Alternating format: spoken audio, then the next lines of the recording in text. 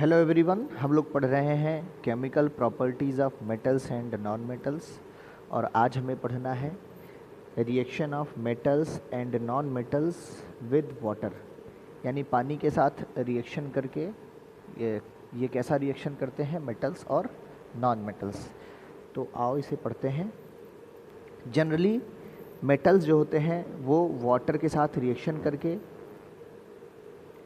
Metal oxide बनाते हैं और साथ में हाइड्रोजन गैस निकलती है इस प्रोसेस में। क्योंकि ये मेटल ऑक्साइड का फॉर्मेशन वाटर में ही होता है, तो इसीलिए ये वाटर के साथ तुरंत मिल जाते हैं और बनाते हैं मेटल हाइड्रोक्साइड। तो इसका मतलब मेटल और वाटर रिएक्ट करके मेटल ऑक्साइड या फिर मेटल हाइड्रोक्साइड का फॉर्मेशन करते हैं। जैसे कि यहाँ लिखा गया है metal plus water forms metal hydroxide plus hydrogen gas. एक हाइड्रोजन गैस बबल्स के रूप में बाहर निकलती है। जैसे एक एग्जांपल दिया गया है, सोडियम एक मेटल है, ये वाटर के साथ रिएक्शन करता है तो सोडियम हाइड्रोक्साइड NaOH बनाता है और हाइड्रोजन गैस बनाता है। तो ये रिएक्शन हो गई मेटल्स की। अब हमारे पास एक लिस्ट ऑफ मेटल्स है और हमको ये जानना है कि कौन सा मेटल कैसा रिएक्शन करता है। तो इसको जानने के लिए अगर हम देखें कि कोई मेटल जो है वो कोल्ड वाटर के साथ रिएक्शन करता है, कोई मेटल कोल्ड वाटर के साथ रिएक्शन करता है तो हम इसे मोर रिएक्टिव मेटल मानेंगे। अगर कोल्ड वाटर के साथ रिएक्शन नहीं करता लेकिन हॉट वाटर के साथ रिएक्शन करता है तो ये एक तरह से मीडियम रिएक्टिविटी शो करेगा, बीच की रिएक्टिविटी शो करेगा। लेकिन अगर कोई मेटल जो है वो स्टीम के साथ रिएक्शन करता है, यानी भाप के साथ, गर्म भाप के साथ, तो ये लेस सबसे कम रिएक्टिव माना जाएगा। और कुछ मेटल्स ऐसे भी हैं जो इसके साथ भी रिएक्टिव नहीं करते, तो वो नॉन रिएक्टिव विद वाटर माने जाएंगे। तो अब हम लोग को ये देखना है कि कौन सा मेटल कौन कौन सी रिएक्टिविटी शो करता है। आइए आगे बढ़ते हैं। हम पहले शुरू करते हैं पोटेशियम और सोडियम मेटल से। अगर हम पोटेशियम और सोडियम मेटल को देखें और उसके छोटे पीस को एक बीकर में वाटर लेकर के इसको यहाँ डाला जाए, जैसा इसमें डाला गया है, आप ध्यान से देखेंगे तो देखेंगे कि ये वाटर के साथ बड़ी तेज़ी के साथ रिएक्शन करता है विगरसली, और रिएक्ट करके बड़ी तेज़ी से हाइड्रोजन गैस बनाता है। अगर इस हाइड्रोजन गैस के पास एक बर्निंग मैच स्टिक ले जाए, माचिस की जलती हुई तीली ले जाए, तो ये आग भी पकड़ लेता है और बहुत तेज़ी से जल करके ये ख़त्म हो जाता है। और जब ये रिएक्ट करते हैं पानी के साथ तो पोटेशियम बनाता है पोटेशियम हाइड्रोक्साइड, यानी कि वाटर जो है वो पोटेशियम हाइड्रोक्साइड बनेगा और हाइड्रोजन गैस निकल जाती है। सोडियम सोडियम हाइड्रोक्साइड बनाएगा और हाइड्रोजन गैस निकल जाएगी। ये जो मेटल हाइड्रोक्साइड होते हैं आमतौर पर बेसिक या एल्कलाइन नेचर के होते हैं, और अगर हम इसमें लिटमस पेपर डिप करेंगे तो लिटमस पेपर ब्लू कलर का हो जाएगा। अगर रेड लिटमस पेपर डिप करेंगे तो वो ब्लू कलर का हो जाएगा। इसका मतलब ये एल्कलाइन नेचर का है। तो पोटेशियम और सोडियम जो है ये हाईली रिएक्टिव मेटल हैं और वाटर के साथ बड़ी तेज़ी के साथ रिएक्शन करते हैं और पोटेशियम हाइड्रोक्साइड और सोडियम हाइड्रोक्साइड बनाते हैं। आगे चलते हैं। इसीलिए देखिए यहाँ पर लिखा गया है दे आर हाईली रिएक्टिव, क्योंकि ये कोल्ड वाटर के साथ ही रिएक्शन कर लेते हैं, ठंडे पानी के साथ ही, तो ये हाईली रिएक्टिव मेटल हैं। इसके बाद अगर हम बात करें कैल्शियम की, तो ये भी रिएक्टिव होता है लेकिन उतना ज़्यादा रिएक्टिव नहीं होता है जितना कि सोडियम और पोटेशियम होते हैं।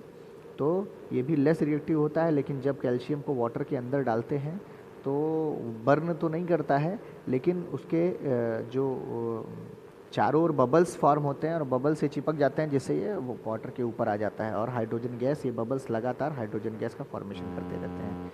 तो ये कैल्शियम की बात हो गई। ये भी रिएक्टिव है लेकिन उतना नहीं है जितना कि पोटेशियम और सोडियम। तीसरी बात करते हैं मैग्नीशियम की। तो मैग्नीशियम जो है वो ठंडे पानी के साथ रिएक्शन नहीं करता है, ये गर्म पानी के साथ रिएक्शन करता है, हॉट वाटर के साथ, और बनाता है मैग्नीशियम हाइड्रोक्साइड। देखिए नीचे बर्नर बना हुआ है जिससे इस पानी को गर्म किया जा रहा है, तब ये गर्म होकर के और बुलबुले बनाएगा, यानी कि हाइड्रोजन गैस लिबरेट करेगा। आगे बात करते हैं इसके अलावा हमारे पास कौन कौन से मेटल्स बचे हुए हैं। Aluminium, iron, zinc, gold, silver, copper और लेड। इनमें एल्यूमिनियम, आयरन और जिंक ये स्टीम यानी गर्म पानी यानी पानी की भाप के साथ या हम कह सकते हैं वाटर वेपर के साथ ये रिएक्शन करते हैं और ये एल्यूमिनियम ऑक्साइड, आयरन ऑक्साइड और जिंक ऑक्साइड बनाते हैं। ये इसके पहले जो मेटल्स मैंने बताए थे यानी सोडियम, पोटेशियम, कैल्शियम और एक मेटल था मैग्नीशियम, इसकी तुलना में ये कम रिएक्टिव होते हैं लेकिन रिएक्टिविटी शो करते हैं। और अब अगर हम आगे चलेंगे तो देखिए ये लिस्ट है, लिस्ट ऑफ मेटल्स, आप इसको ध्यान से देखेंगे। आप अगर इसको ध्यान से देखेंगे तो आपको पता चलेगा कि ऊपर के मेटल्स पोटेशियम, सोडियम और कैल्शियम ये कोल्ड वाटर के साथ रिएक्शन करते थे।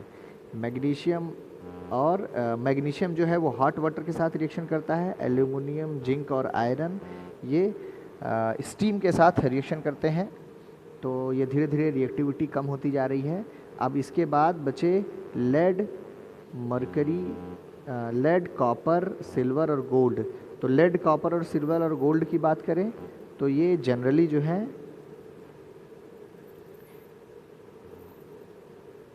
ये नॉन रिएक्टिव होते हैं, ये उतना तेज रिएक्ट नहीं करते हैं। तो इनको यहाँ पर लिखा गया है नो रिएक्शन। अगर आप ध्यान से देखिए तो लिखा गया है नो रिएक्शन। इसका मतलब ये बाकी के मेटल्स जो हैं वो वाटर के साथ रिएक्शन नहीं करेंगे। तो ये अलग अलग मेटल्स की जो रिएक्टिविटी है वो मैंने आपको बताई है। यहाँ देखिए इसका समरी है रिएक्शन विद वाटर। तो लिखा गया है metal react with water to form metal oxide और metal hydroxide and hydrogen gas. ठीक है, इसके बाद लिखा है देखिए सोडियम कौन सा रिएक्शन करता है तो सोडियम हाइड्रोक्साइड बनाता है, ये आप देखते जाएंगे। इसके बाद पोटेशियम के ये पोटेशियम हाइड्रोक्साइड बना रहा है, कैल्शियम कैल्शियम हाइड्रोक्साइड बना रहा है, एल्यूमिनियम एल्यूमिनियम ऑक्साइड बना रहा है और आयरन आयरन ऑक्साइड बना रहा है। तो नीचे देखिए लिखा गया है the reactivity of different metal with water is different. Sodium and potassium react violently with cold water to form sodium hydroxide and hydrogen and catches fire. Calcium react less violently with water to form calcium hydroxide. ये उतना ज़्यादा तेज react नहीं करता है। Magnesium react करता है केवल hot water के साथ और बनाता है मैग्नीशियम हाइड्रोक्साइड। और hydrogen gas aluminium, iron, zinc react करते हैं स्टीम से, मेटल ऑक्साइड और हाइड्रोजन गैस बनाते हैं। और metal lead, copper, silver and gold ये रिएक्ट नहीं करते हैं पानी के साथ। तो ये तो रिएक्टिविटी हो गई मेटल्स की। अगर हम नॉन मेटल्स की बात करें तो हम ध्यान से देखेंगे कि नॉन मेटल जो है वो रिएक्शन नहीं करते हैं। Reaction of non metal water no reaction लिखा हुआ है, सल्फर वाटर के साथ कोई रिएक्शन नहीं करता है।